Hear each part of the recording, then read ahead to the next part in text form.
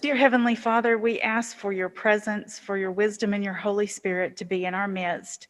Lead us and guide us as we seek to lead well this congregation of your church to which you have entrusted us. May all that we do here this evening be for your honor and for your glory. In Christ's name we pray. Amen. Thank you. Okay, the first order of business is the minutes from the last meeting. And we met on the last time on March 1st, quite a long time ago already.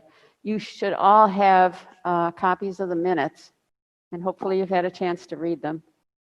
Does anybody have any additions or corrections to those minutes?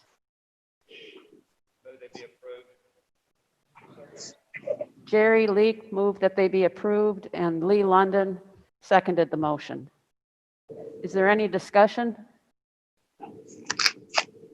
All those in favor, please use the thumbs down or thumbs up. Use the thumbs up if you're in favor, thumbs down if you're not.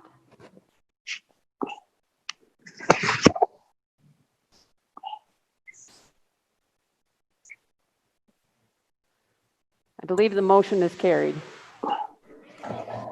Okay, next is the June 2020 financial report.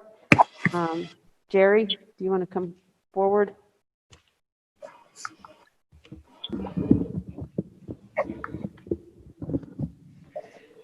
First of all, I want to say thank you to all of the members of the church, because we can be very thankful for the blessings that we have of people continuing to contribute to the church during this period of pandemic and uncertainty.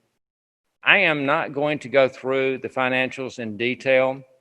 That if you want to follow along with me, I'm basically going to go to what is called the summary sheet, which is the notes to the operating income, expense, missions, and balance sheet.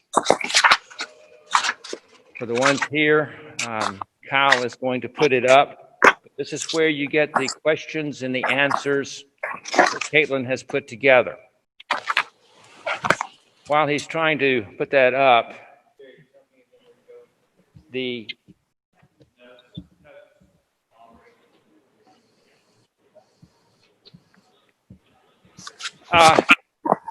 you look at these notes, and I don't want to read to you, but I think it is important that you know where we are. The estimates of giving and general offering were short about $8,000 for the June, and the general offering is short about $1,700. Year to date, our total offerings are short about $21,000. When we come down to the very bottom line, the total income for the year to date is short about $15,000. That is note number 7. However, note number 8, the salaries and wages year to date are under budget by almost $29,000. The shocker to us is that the year to date budget for property expenses is under budget by $24,500. And that's mainly due to the power bills being less since we are not here. And also the property maintenance is down about $6,500. There's a caveat to that we have had some major repairs here at the church with sump pumps and other items, a water leak that between those two, I think the bill was about $18,000 to repair those, and that money came out of reserves. The missions was over the budget by about $11,000. And I'm going to talk about that, and some of you have heard this more than once, and if somebody has a question, stop me and we'll go back and talk. Due to the efforts of Caitlin and Mary and the team leadership, the church executive committee back in February when we applied? No, it was March. March. back in March, applied for the church and the camp to receive the Paycheck Protection Plan loan. The church received about $107,000, and the camp received about $59,000. That money, the usage of it has changed sometimes on a daily or an hourly basis, but as it stands today, that 60% had to be spent on payroll and 40% could be spent on utilities and things like that. Both the church and the camp have used up all of that money. Initially, it was an 8-week period of time. That's been changed. If you would ask Mary what her favorite occupation is right now, it is probably being on Zoom calls with the CPA Association to find out what the latest hourly update has been. I think now we're getting to maybe daily or weekly, but she probably spends 3 or 4 days a week doing something like that. When we talk about the income of the church, when we go to ask for forgiveness of these loans, which is not going to happen until December, and we will not know how much of the money is going to be forgiven until probably after the first of the year. None of that money has been taken into income as far as the information that you have received, or as line items of the general income coming in. We have given a contribution to the Children's Place of $25,000. The reason for that is that when the Children's Place was set up years ago, it had a separate employer identification number. And the peculiarities of this Paycheck Protection Plan loan, or PPP as I refer to it, only one organization can apply for it. So the camp comes under the church, we could apply for that. But because of the Children's Place having the separate identification number, they could not apply for it. So the church made a contribution for $25,000, which was enough to be able to get the Children's Place back up and running. And Riley will probably update you as to what the statistics are as far as what is going on there. But that has been sufficient.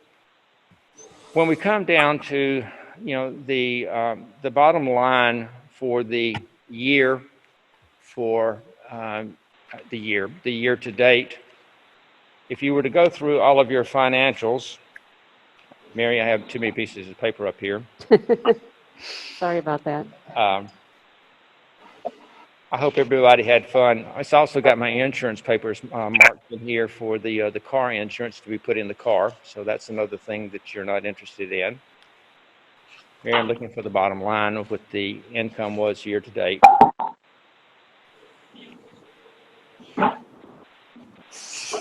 And I'm having trouble finding it.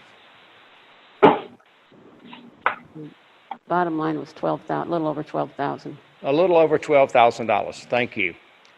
That has been our net income year to date. Now, we have no idea how we're going to continue to be affected by the COVID virus and the giving. And how much of that will be forgiven, as I have said, we will not know until sometime another next year. But if people continue to make the positive contributions that they have been doing year to date, we're going to be okay, along with the savings that we've had by the church not being open. So I am very pleased with the financial statement. I won't tell you to go to the balance sheet, but the unrestricted operating cash that we had at the end of June was almost $86,000. And there was still some of the Paycheck Protection Plan money being able to be spent at that time. Also, the conference gave us a benefit of paying for 2 months for the benefits of our pastors. And we will be picking that up in the months of May and June, or June and July, Mary. I believe June and July, I believe. And so that will be a savings of several $1,000s a month that we will pick up there. I know that I've gone through this quickly. Hopefully everyone has had a chance to look at it. And if you have not, the one sheet that I would tell you to go to that's going to tell you the most is the notes to the operating statement. Are there any questions from anyone here in the room or over Zoom?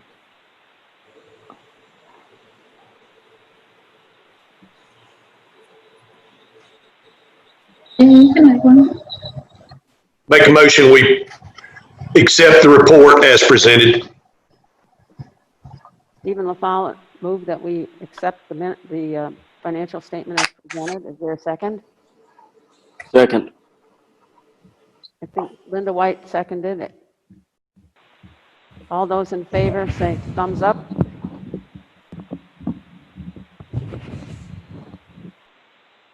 Motion is carried. I'd like to, before we go much farther, I'd like to make a couple of changes in the agenda. Is Emily Whitney on Zoom? She is? Okay. She has asked to be a little bit earlier because she has a conflict. And I want to also add under committee reports, I want to add the investment committee, and Lee London will speak on that. And under the ministry areas, we need to add music for Christopher Henley. So I believe the next step, I'm first of all, right after I talk about decisions of the executive committee, we'll hear from Emily Whitney about the children's program. Because of COVID-19, we had to cancel several of our meetings, and instead the executive committee, which is a much smaller group, got together and made several decisions. First of all, they approved the application of the Paycheck Protection Loan, and they authorized either Jerry or myself to sign the loan. They also authorized April LaFollette and Jerry Leak to open up a separate bank account so that we could account for those the paycheck protection money separately from all of the rest of it. Those things were dealt with at the April 2nd executive committee meeting. The committee met again on July 30th. They voted to use funds from the gift fund, local programs trust fund, or gift fund, gift fund, to cover the expenses of the AmeriCorps workers, the materials and supplies related. The labor was free for the camp. They agreed to allow TCP to utilize an Amazon wish list for items needed for daycare. They voted to accept the current offer for the Woodstock property of $30,000, and I believe Sarah will talk a little bit more about that in her report. Is that correct? And to gift or put a low price on the Rocky Hollow property. Both of the property transactions will have to go before the charge conference, and currently the charge conference will be scheduled for August 30th at 4 p.m. August 30th is a Sunday, and you all are part of that group. I'd like to have a motion to affirm decisions of the executive committee. Bill Jackson moved to do that. Is there a second? Lee London seconded the motion. Is there any discussion on it? Any questions? Any thoughts? Go ahead. It is in your notes, but as part of this, the TCP was out from the facility for a period of time. And so the executive committee also said that they did not have to pay for the rent sharing aspect, which amounts to about $3,085. And so that was just one of the other things that was decided at that time. Thank you, Jerry. Okay. Bill Jackson amended his motion to take that into account. Will you second that, Lee? Second. Lee London seconded it. Anything else? Okay, all those in favor, thumbs up.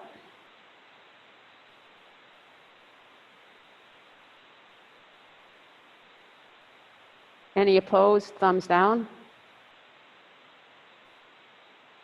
I believe the motion has carried.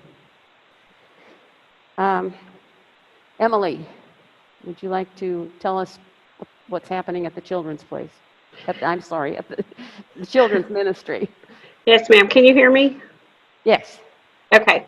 I have my headphones on, so I wasn't sure if everybody could hear me or not. I don't have a ton to report. We've been having a fun summer. I've had the kids come on Wednesday mornings, and we've done some different themed camps each week, either at the bridge or at Camp Lee. And so it was supposed to end at the end of July, but the kids were having so much fun that we're going to extend it into this week and possibly next week. So I've been averaging, some of the daycare kids come over, so I've been averaging between 20 to, I think I had 27 kids this last week for puppet camp. So the numbers have been growing every week, and we use the same area where you guys are so that they can spread out. I let family members sit at a table together. I let the daycare kids sit together. Everybody else I kind of space out, and we wear masks, and we have a lot of fun, and they've really enjoyed the fellowship time together. So we're going to stop right before school starts, because I really would like to give school a couple of weeks to a month just to kind of see how everything goes with the kids all coming back together for school. If the numbers start spiking, then I just feel like it's safer for everybody to kind of stay distant. So I'll probably go back to some more virtual family nights like I did at the first of the summer, just to kind of keep us all connected every so often. But hopefully, if everything stays like it is now, we can kind of continue these weekly meetings. Just have to work it around school.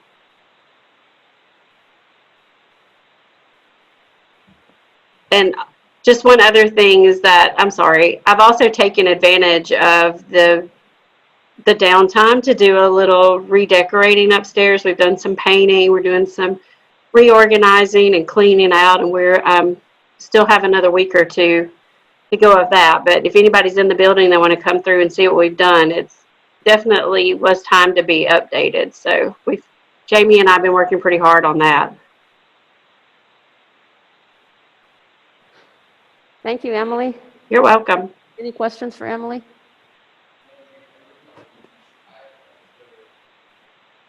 Okay. Okay. Do you want to take the next slot? Go ahead. I couldn't hear. What was he saying? Oh, he's going to go ahead and be next. Okay. Sounds Yeah. good. Yes.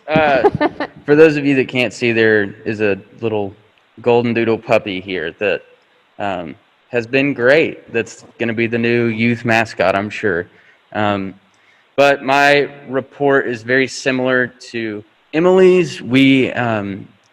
Caroline LaFollette actually helped me clear out huge storage area that was full of a lot of empty boxes and old stuff. So we've also cleared out a storage area. There was an extra office that's close to mine that we cleared out, and Gabby actually worked on that, painted that office so it's no longer does it have a couple moldy ceiling tiles and walls that are scuffed up. Chris is going to work on replacing a few carpet tiles that are messed up in there.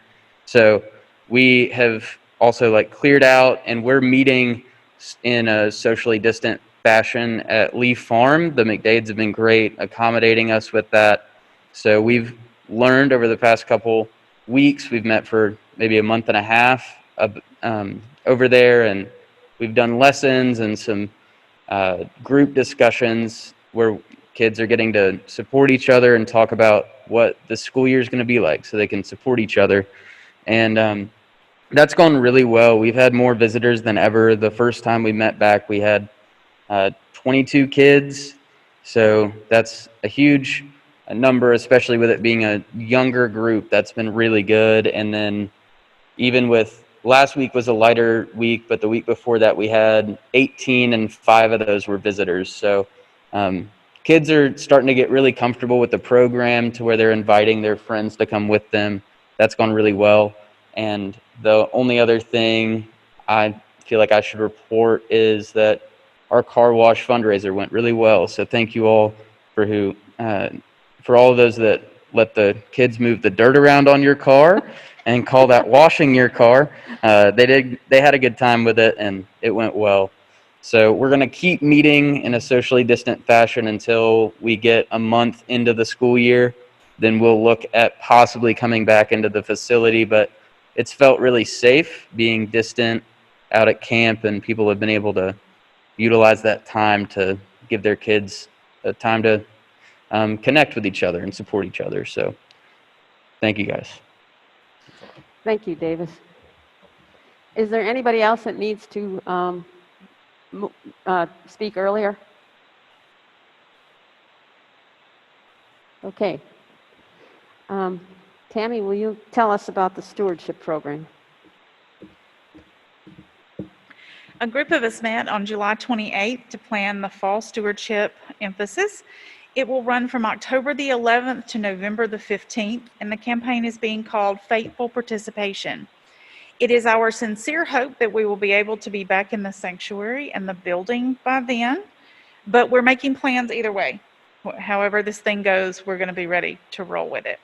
The Faithful Participation will include a sermon series that focuses on our Methodist membership vows. We take vows to support the Methodist Church and this congregation of it with our prayers, our presence, our gifts, our service, and our witness to the world. So the sermon series will focus on one of those each week.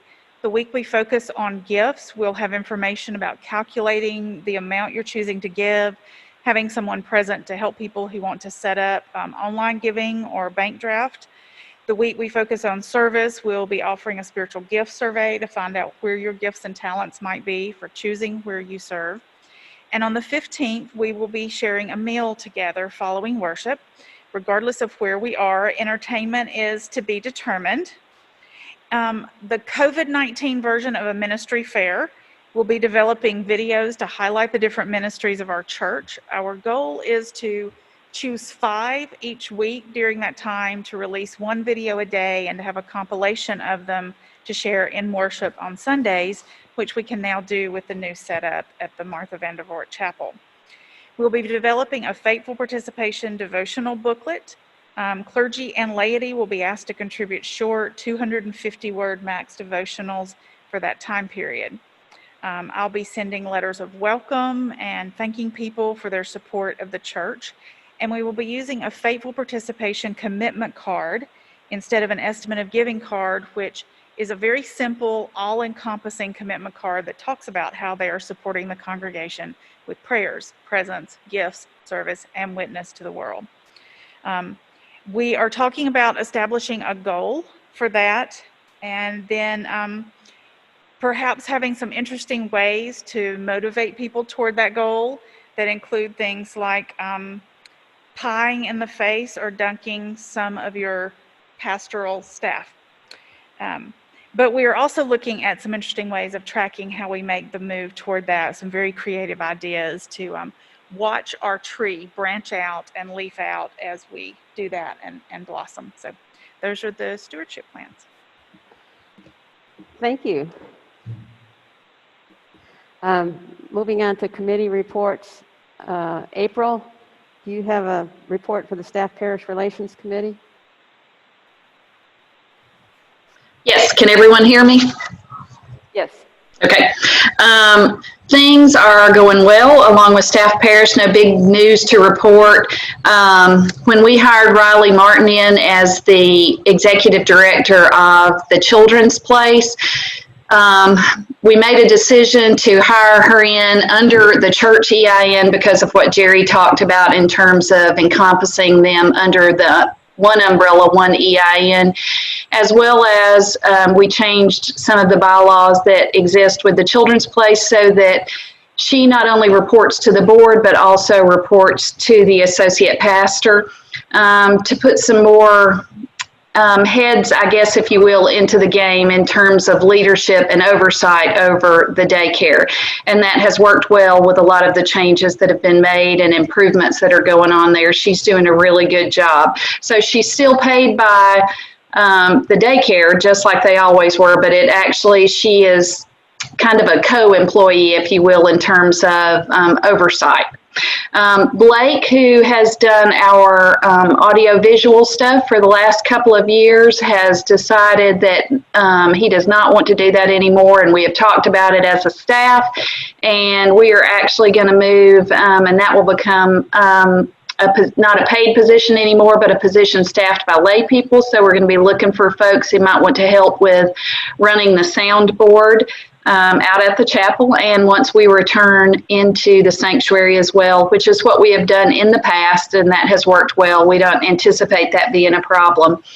I also want to commend all of the church staff in a time of uncertainty and very much newness. They have risen to the occasion for what is our new normal and a way to lead our congregation and create meaningful worship for us. And I think that's great because this is our new normal. We have to figure out how we are going to function within what it is, and they've all done a good job. So I encourage all of you to give them a pat on the back, a virtual pat on the back, for all the good work that they are doing. And I believe that is all that I have, except for my budget is way under, so everybody else. Any questions for me? Thank you all. Thank you. Yes.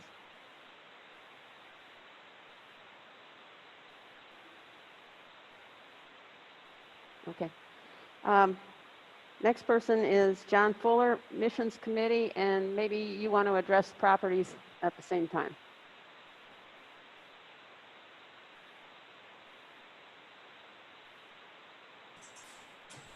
Hey, can everybody hear me? Yes. Okay, so for missions, we will be having a meeting upcoming because we will need to be talking about the day of service and how we might want to handle it given the current situation with the COVID.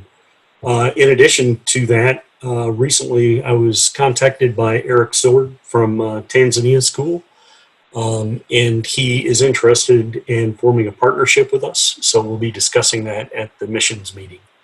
Other than that, we've not done anything other than, as you saw, we've been making the agreed to payments per the budget. From the trustees, I did send a trustee report out, so I hope that everybody can get access to it. But just kind of bring everybody up to speed since the last meeting that we had. One of the things that was pending as of the last meeting was the property that we often refer to as the ditch. In June, we did have a successful sale of that land finally, and we should have received our money by now. We also talked about the homes that we had been gifted in 2019 and early 2020. The first home is located at 1106 Woodstock Avenue. It's currently listed for $99,900. It has an appraised value of $75,000, but the home is in desperate need of repairs. A few of the members have gone over there to look at it. The back door is not secure. It's got squirrel infestation. The second floor is pretty much unusable. It's got a lot of water damage and rot. However, we did receive an offer for $30,000.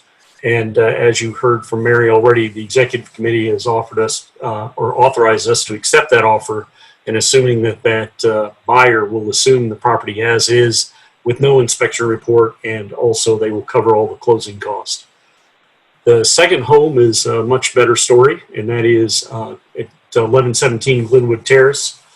Forrest French has that property currently listed for $337,500. We had a home inspection done by Mark Jones, and on 7/18, some church volunteers gathered there and cleaned up the property and completed many of the most needed repairs. There's a few things that we still have to do. One of them is getting rid of a large tree between the two garages. So far, I've had 3 no quotes. Nobody wants to touch it. I've got plans to meet somebody there at the end of this week and take another look at it. And then we've got a basement window that needs to be repaired and some GFCI outlets that just need to be installed. Other than that, good news is all of the HVAC units are working, and the place is looking very good, and I think in a very sellable condition. The third home that we received from Jeremy Rhodes is located at 1900 Rocky Hollow Road. It has tenants that pay us about $450 a month.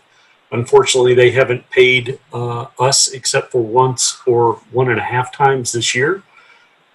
We found that there is no signed lease agreement between the current tenant and the previous owner of the property. In fact, the previous owner had a lease agreement with the original tenants, and these people are apparently some relationship to them, but we don't have that agreement. We have talked to Habitat and also the Community Foundation, thinking that maybe we could just gift them the home and they could allow the tenants to remain there. No one is interested in assuming that liability. So at the executive committee, we discussed what we could do, including evicting the current tenants. But after lots of discussion and soul searching, what we've decided to do is to try to sell them the home for something like $5,000, in which that should cover the cost of the repairs that we've made to date and also most of the closing costs. Also, if the current owners can't come up with the $5,000, they did say that we could proceed with trying to gift them the home. If they choose not to take the home, then we will pretty much have no options other than to list the home for sale and see if the new owner wants to take them on or take ownership or responsibility for that. The space sharing agreements, at the next trustee meeting, we'll be reviewing some of the work that was done previously to understand whether or not we are charging people enough money. But the other thing is that Melinda Watley, is Elizabeth? What's it? Miss Watley, can't remember her first name, but she's with Eastern Star. She hasn't been able to make the payments because of COVID. Most of her membership, they pay with cash when they come present, and they don't feel comfortable mailing the cash or dropping it off. However, they are starting to regather, and she has been catching up on her payments, and she has indicated that everybody has told her they have the money, they will give it to her when they start getting back together again. In terms of the current status of repairs, the bridge roof repair has begun. However, it's had to stop and start because of all of the rain, and we did get some rainwater leaking in through the ceiling of Interfaith. So those repairs will begin after that roof is completed. Also, the work at the Asbury trim and soffit, that was postponed because of the COVID and also because of the weather. So we got to follow up with that. And then the last thing that's sort of continually ongoing is the sale of the bus.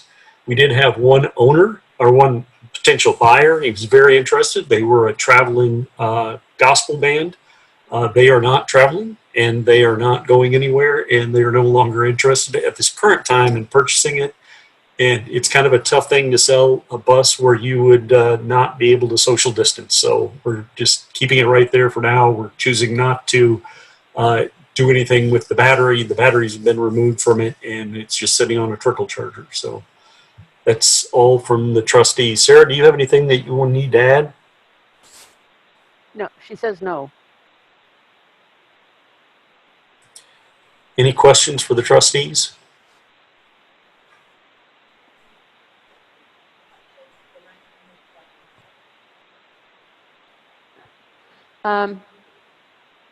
Becky would like to know how bad shape the Rocky Hollow property is, or if it is in bad shape. The Rocky Hollow property, from a physical building sized side, it's not a bad home.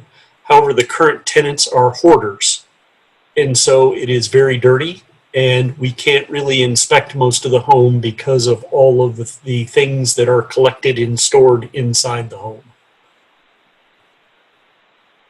A few pictures that we have seen, things that we paid for were a repair to the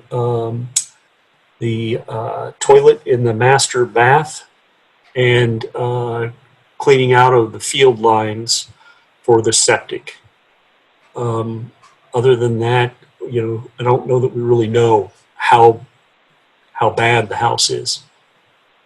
But if you're interested in buying it, it's a great house, Becky. It's a great house for you. You and Don would love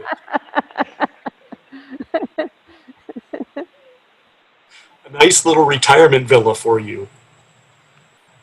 Bill?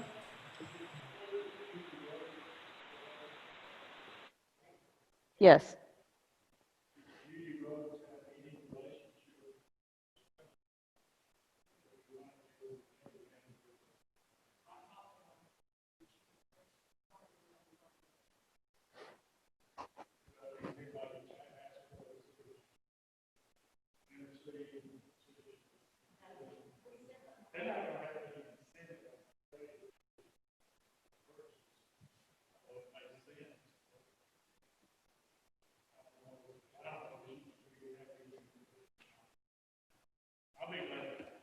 Okay.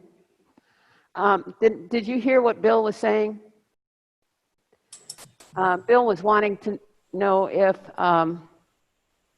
if Judy Rhodes, who gave us the property, had any relationship with the tenants and might be able to assist us in this whole endeavor.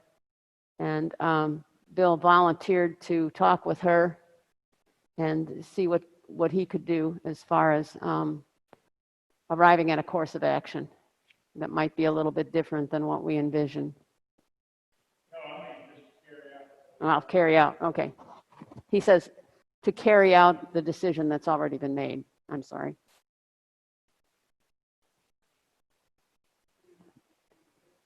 Thank you, Bill. Yeah. Anything else?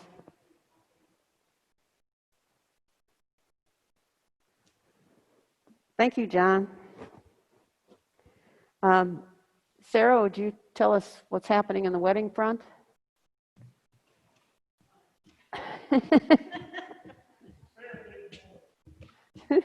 Johnny, what? Yeah, we need weddings is the problem. We've had one that's had to cancel. It was supposed to be this weekend, and they've canceled, and they're opting for spring of next year, tentatively. We do have one scheduled for next weekend who postponed from May. So we're anxious to help them have the wedding of their dreams next weekend safely. So everybody pray that it will go smoothly. But other than that, we have no wedding scheduled at all. Okay. Any questions for Sarah?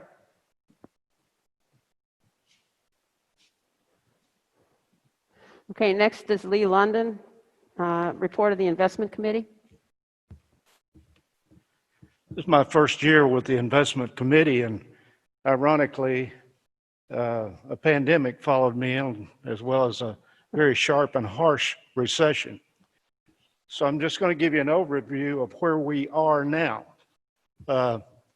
we fortunately went into this situation and we have an investment allocation of 55% equities and 45% fixed income.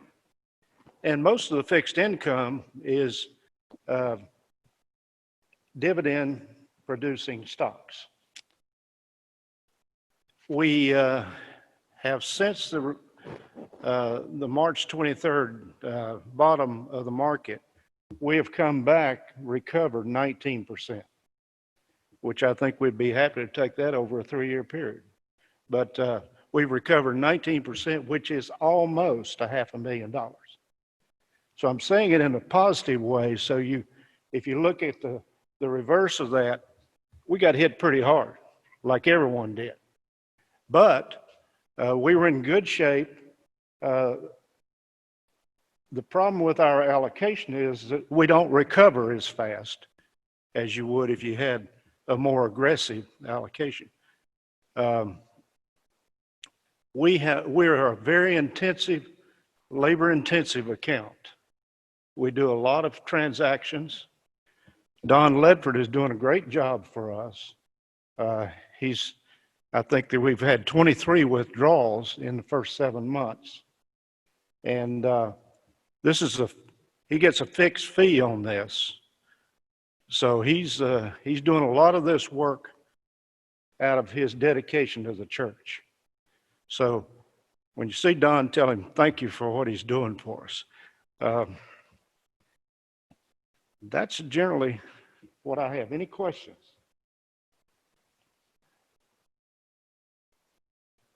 Okay, thank you, Lee. Is there any other committee reports that we need to, that we've left off the list for inadvertently that you would like to speak to? We'll do the ministry areas next. Yeah. Okay, if there's none, Kevin, would you like to give us an update on Camp Lee?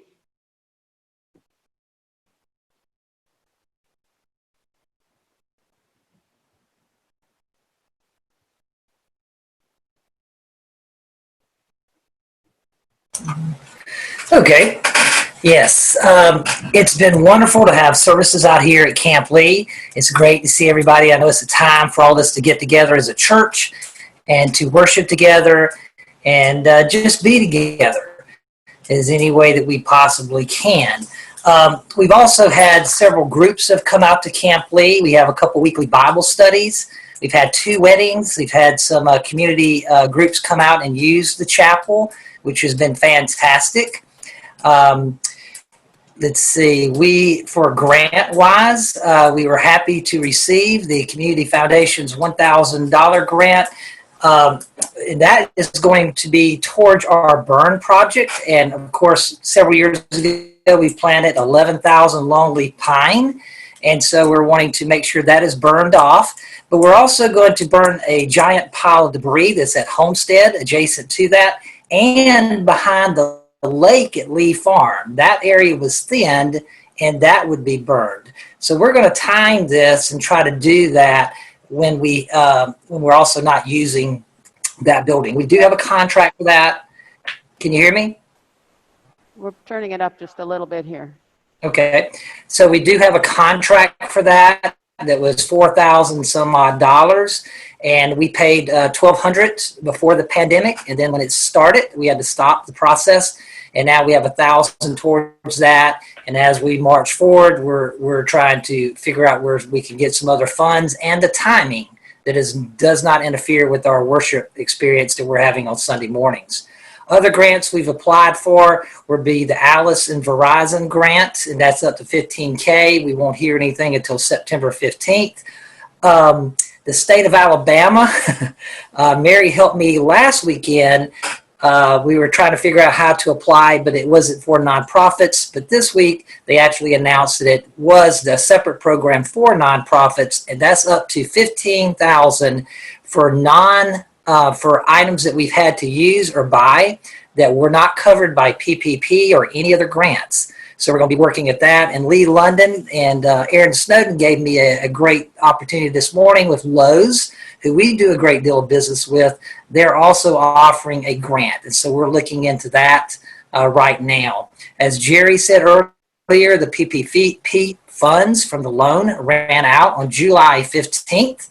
And so we're actually struggling right now. We've had some donations, which has been wonderful, and some people have stepped up, and that's a big deal.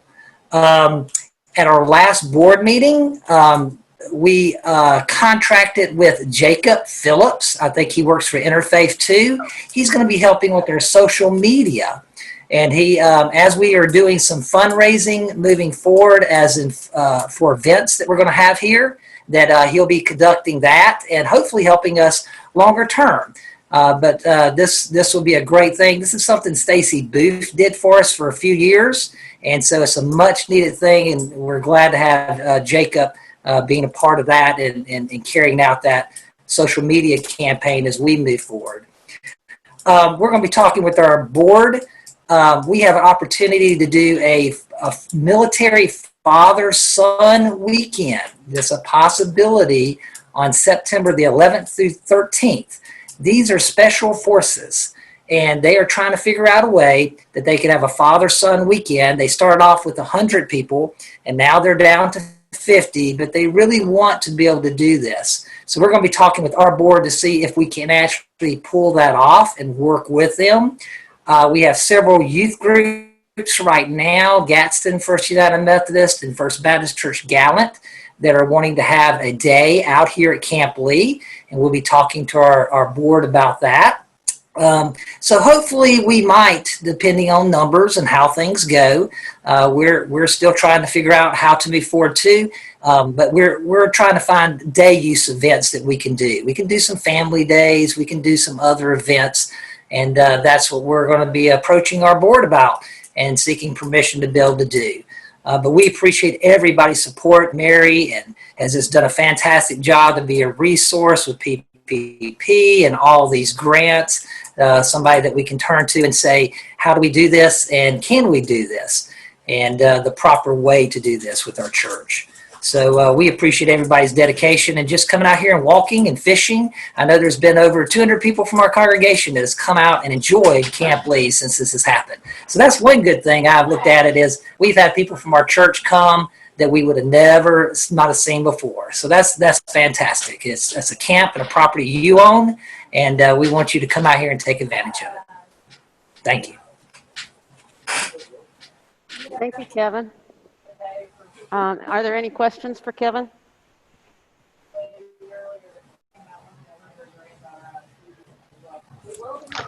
Hey, Mary, Yes.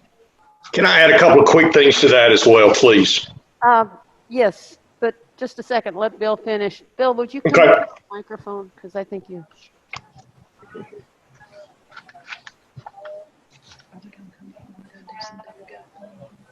Either one.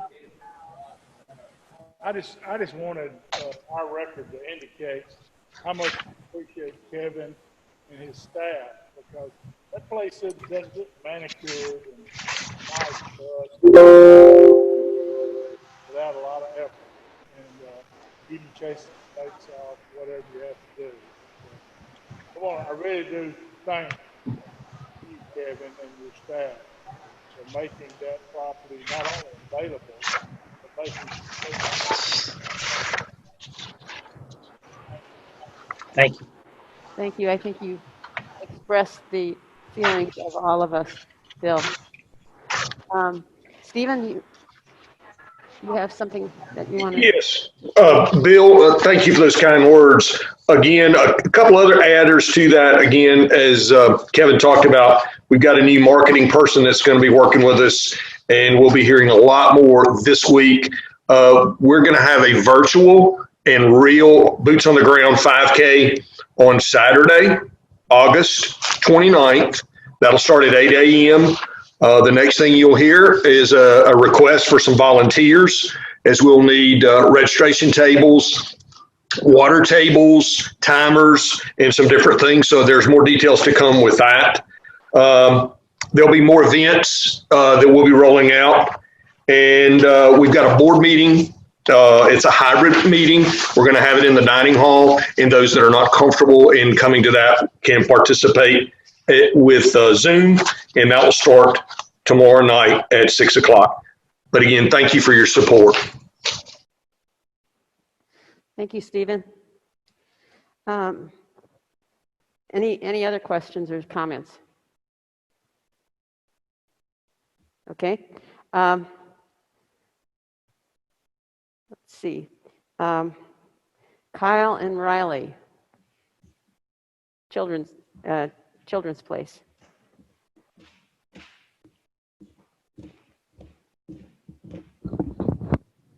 So I'm not going to spend too much time talking extensively about the Children's Place because we have a new director who is more than capable of doing that.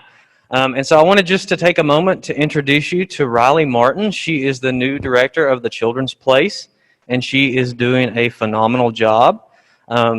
She kind of inherited a bit of a mess, and Alice Abernathy fixed some of that mess, and then she's still working on that mess. So she is doing a great job, and I know she's going to continue to do a good job. So I wanted to just let you get to know her and what all she's got going on.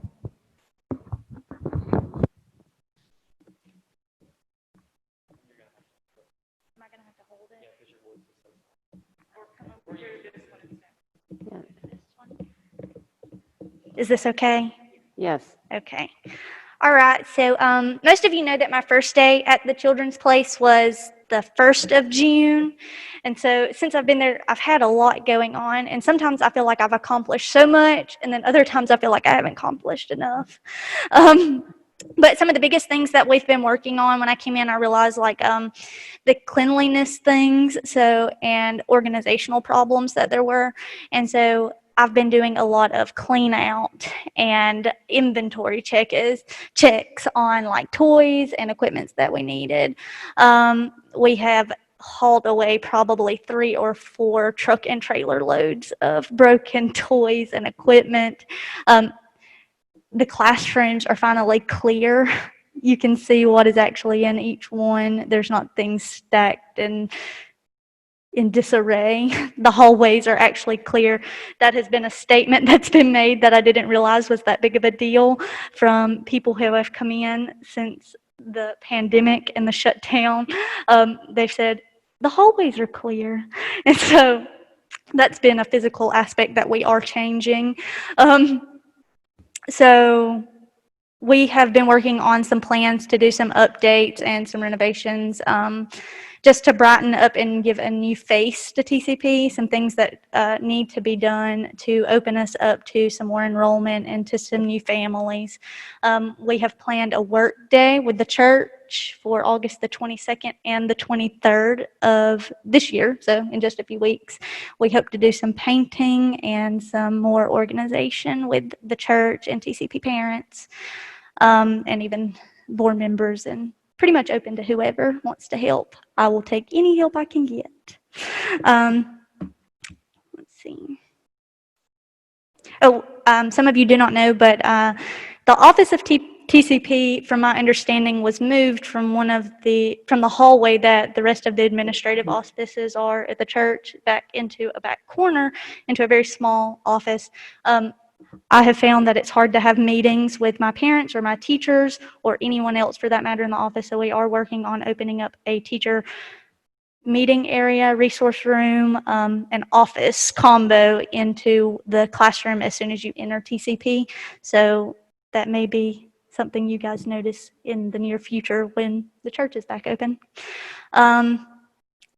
The cultural changes, I have been working on some things. When I came in, negativity was very prevalent in my teachers and staff. I had a hard time.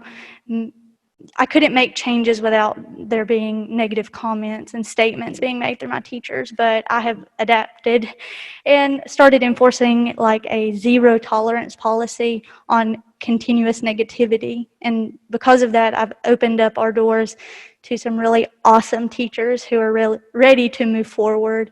So that's a great thing. Also, I've a zero tolerance policy for the mistreatment of children as far as rough handling, harsh tones, and just abuse of any sort. It's a complete zero tolerance on that. And I have handled a few situations with that. So hopefully we are moving forward. Enrollment at TCP right now is sitting at 49 children, but those numbers will fluctuate as the school year progresses because we will have children leaving to go to kindergarten and we will have children coming in as school shut down. So I feel those numbers will fluctuate, especially with our new enrichment program that I am pairing with Emily that we are working on.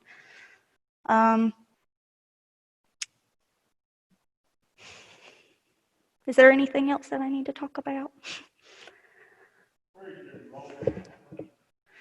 We are sitting at 49 children as of that starting tomorrow. I have 4 new children enrolled with TCP that start tomorrow. Then as the schools start opening around the 10th of August and then the 18th, those numbers will drop, but I have calls constantly asking for spots as the school year start, as teachers go back to work and as businesses open back up. I'll have more children coming in and enrolling with us. So I'm looking forward to that. The enrichment program that I'm pairing with Emily, that I'm very appreciative of Emily helping with that and almost taking the lead completely on that, is a program.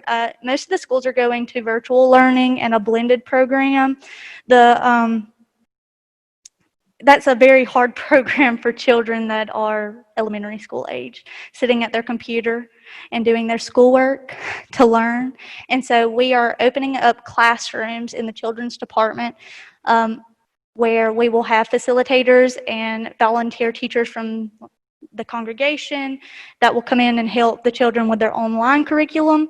And then we will have other enrichment programs for them.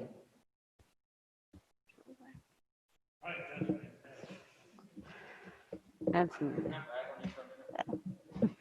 Sure. I want to brag on Riley for a minute because she's done a really good job of bridging the gap between the Children's Place and the church. She's had Gabby Houston, Jason Wright, Christopher Henley in there doing drama, music, any sort of enrichment that you can imagine. They're in there doing it. And so that's been just absolutely wonderful.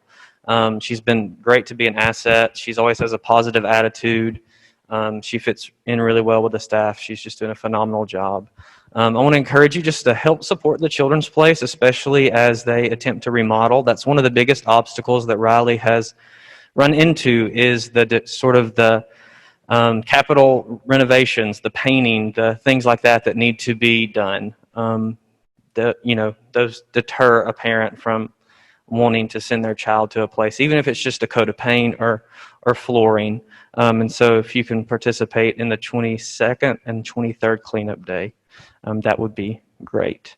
One thing that Riley wasn't able to share is that, the Children's Place is very appreciative to Brother B and the $6,000 that was approved to purchase the new camera systems. That really helps with the classrooms to have audio as well as video, because right now all we have is video, and not all of the rooms are adequately surveyed. So that's going to be helpful. So she's also done a really good job that she didn't talk about of working with Jim Tyson and others about getting unused kitchen equipment out to get the Epworth kitchen functional. So she's got a lot on her plate. So she probably needs your prayers. Yes, that would be much appreciated. Thank you very much, Riley.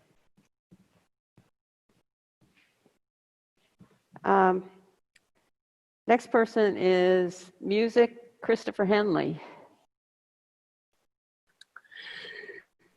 Can everyone hear me? Yes, we don't see you, but Can we you can. hear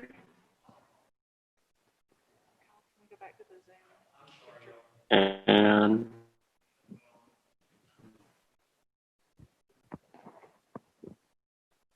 There you go.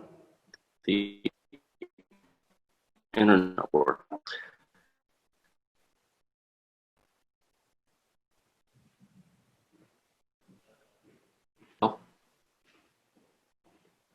Go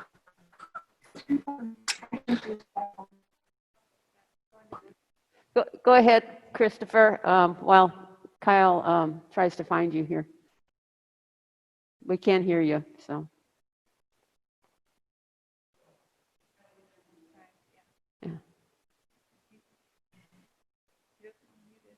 Is it working? There you are. Okay, go ahead. Can you hear? Oh, sorry. As soon as I started, it just didn't hear. Okay, can everyone hear me?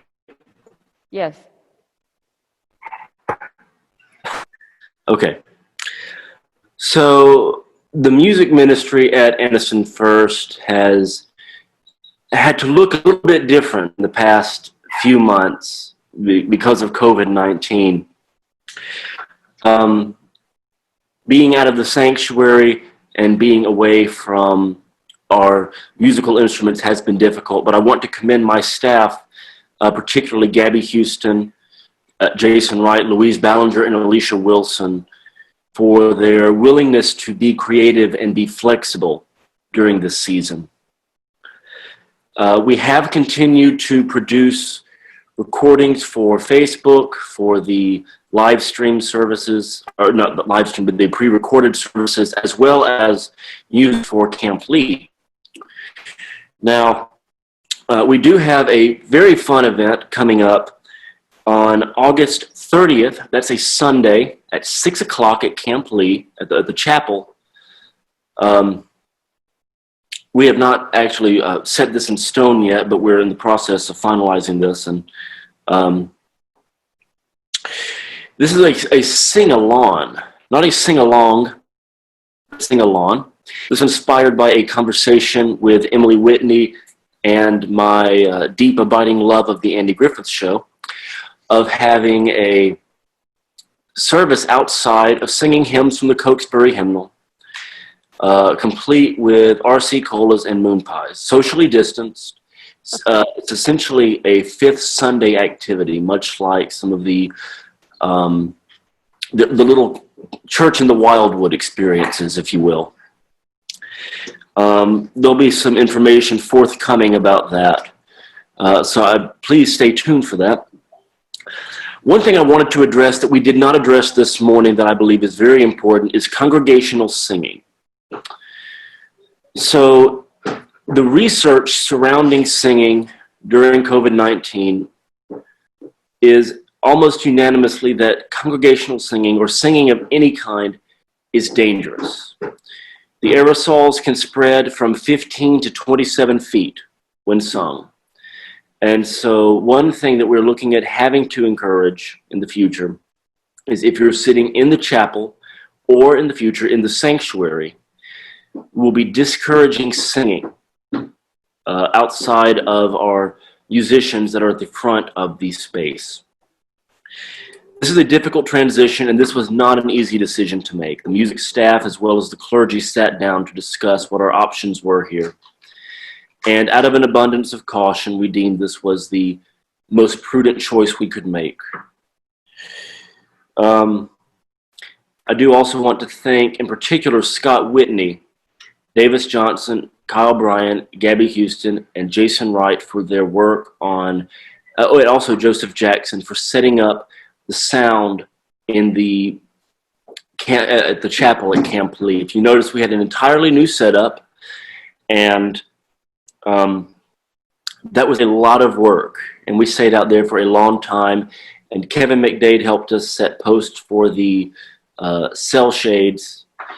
So we are immensely grateful to Camp Lee for their willingness to allow us to alter the space as we best needed for our worship.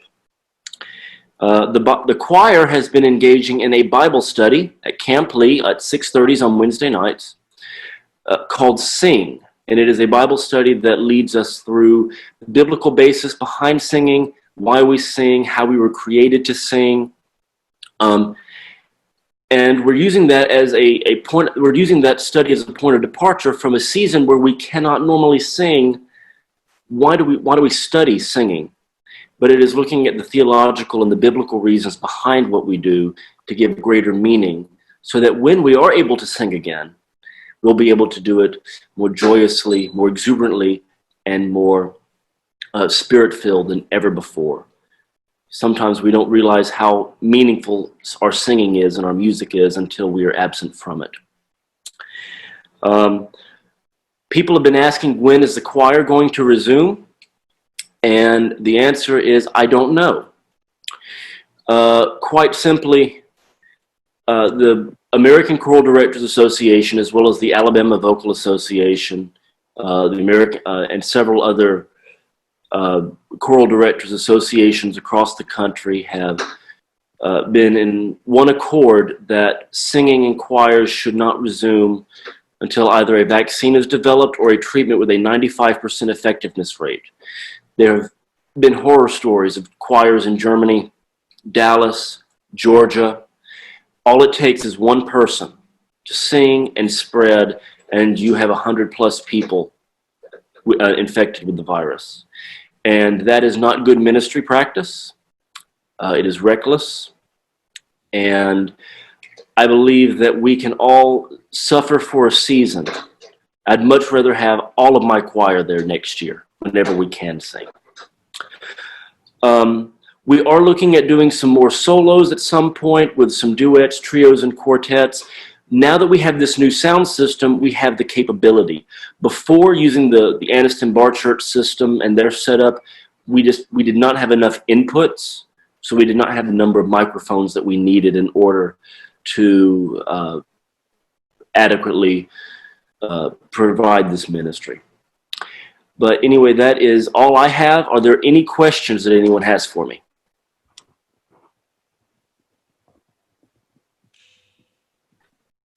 If not, thank you.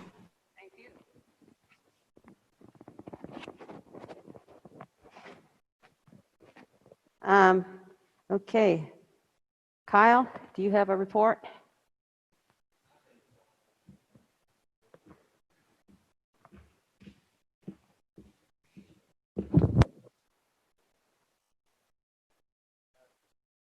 Just wanted to share just a couple of things that I've been working on. One is what all of you are kind of experiencing right now is a virtual Zoom hybrid. In a season when we don't have a sound technician, things like this, somebody has to figure these things out. In addition to the recording of the services, which I know that many of us benefited from early on in the pandemic, and we are in the process of figuring out how do we transition away from doing a pre-recorded service to how do we just record our own service on Sunday mornings rather than working twice as hard every week, which is what we've been doing. So my hope is tomorrow morning to see how well our recording was from this morning, and hope that that can then free up Tammy, Davis, and I even more to focus some more on our ministry areas. So been working on that, audio-visual stuff, trying to make that happen and make it smooth for everybody. Been doing a lot of transition aid, and what I mean by that is assisting, sort of get Tammy on board and up to speed, trying to get Riley up to speed, get them acclimated, and trying to ensure that their transitions into their leadership roles are as smooth as possible. And I'm not sure that I've done that very well, but I've certainly tried. So that's been incredibly time-consuming. That's been the brunt of what I have been working on for a couple of months now.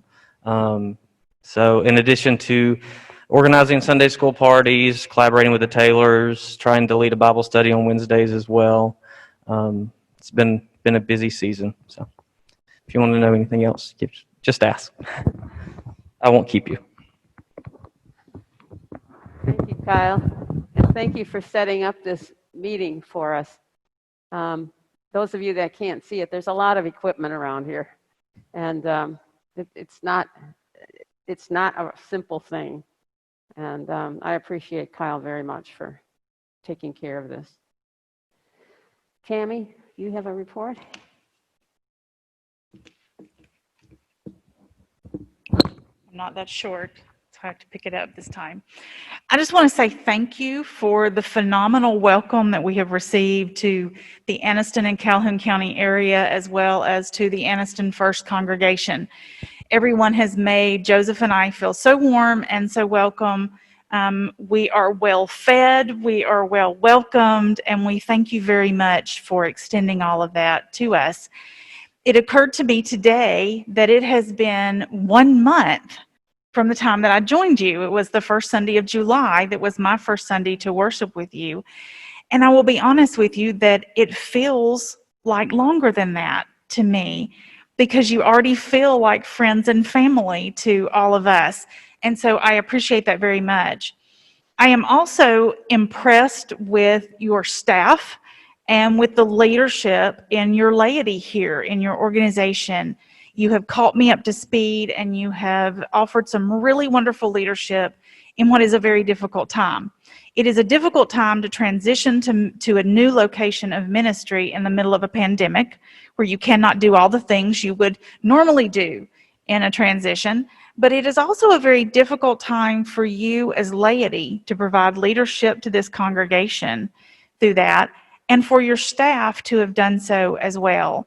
We received a compliment early on from someone who said that he observed the last Sunday with Dale and the first Sunday without Dale, and he could not detect a noticeable hitch in the way things went in worship. And that is an unusual thing, and that speaks to the quality of your staff.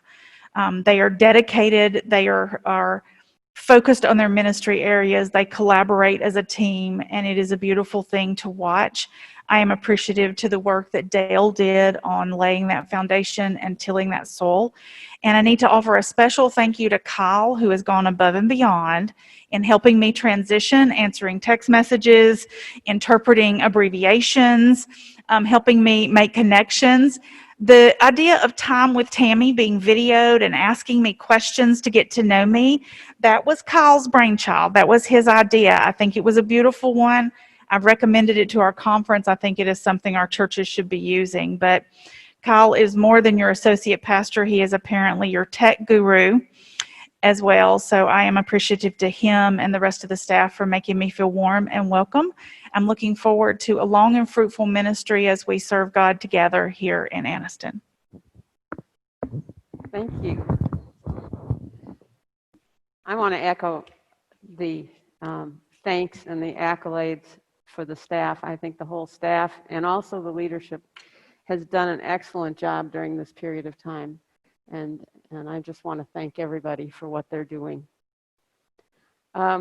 Is there any other business that needs to come before this group?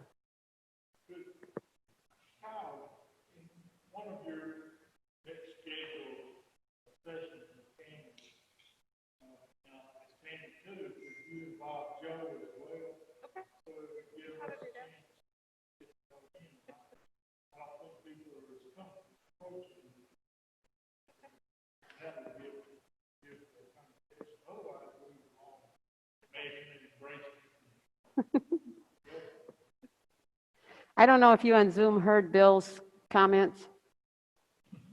No, he was asking that Tammy involve Joseph a little bit more in some of our activities so that we could get to know him better too.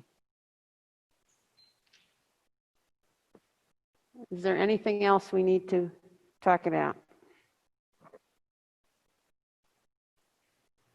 Okay, I want to remind you, our next meeting, the agenda says September 26th, it's September 27th, that's Sunday. So if you would make that change, 4 o'clock on September 27th will be our next meeting. I want to also remind you of the Charge Conference, which will be on August 30th at 4 p.m. Probably in this room. I don't know if it'll be Zoom or not, but watch your bulletins to find that out. Kyle, could you give us the closing prayer?